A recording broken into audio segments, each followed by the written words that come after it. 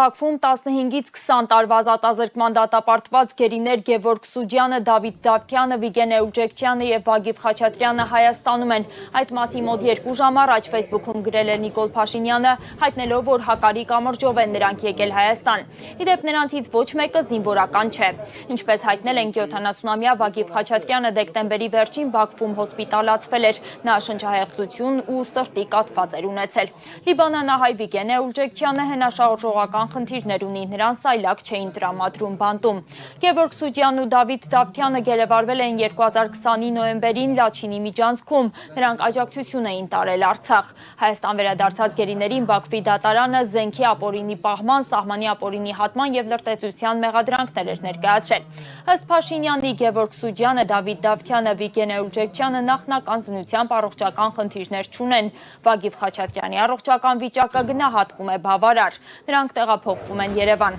Ազգային անվտանգության ծառայությունը հայտարարել է, որ մեջբերեմ գործընթացն իրականացվել է որպես Հայաստանի Հանրապետության եւ Ադրբեջանի Հանրապետության միջև հաստատված խաղաղության գործնական արդյունք։ Մեջբերման ավարտը։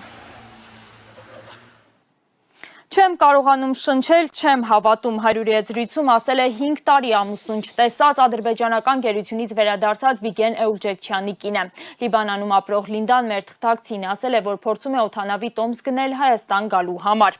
Դեռ չգիտենք որտեղ է լինելու մեր առաջին հանդիպումը գերությունից վերադարձած հայրիկի հետ, հուզված ասել է Վագիվ Խաչատրյանի դուստրը Ծովինարը։ Այս պահին ընտանիքի անդամները հոր Հայաստանում լինելու մասին գիտեն միայն Փաշինյանի ստատուսից, դեռ որևէ մեկը իրենց հետ կապ չի հաստատել։ Ես Facebook-յան կայքից տեսա, ընկերներս ավելի շուտ զանգեցին, ասեցին, որ տեսել ենք Facebook-ում սենց բան կա գրած, որ պապային բաց են թողել,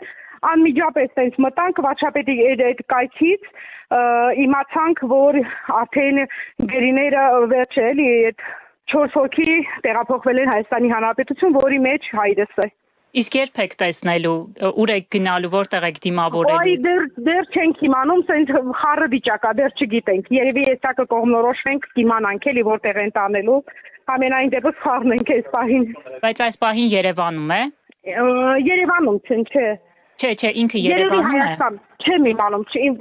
չեմ տիրապետում ինֆորմացիայի տենց։ Ձեզ հետ ինչ-որ մեկը կապվել է, ինչ-որ բան ասել են։ Չէ, ես հենց նոր եմ աշխատանքից եկել ու սենց խառնաշփոթա կոնկրետ իմ հետ չեմ կապնվել։ Ենթադրաբար փոխանակում է տեղի ունեցել։ Հայաստանում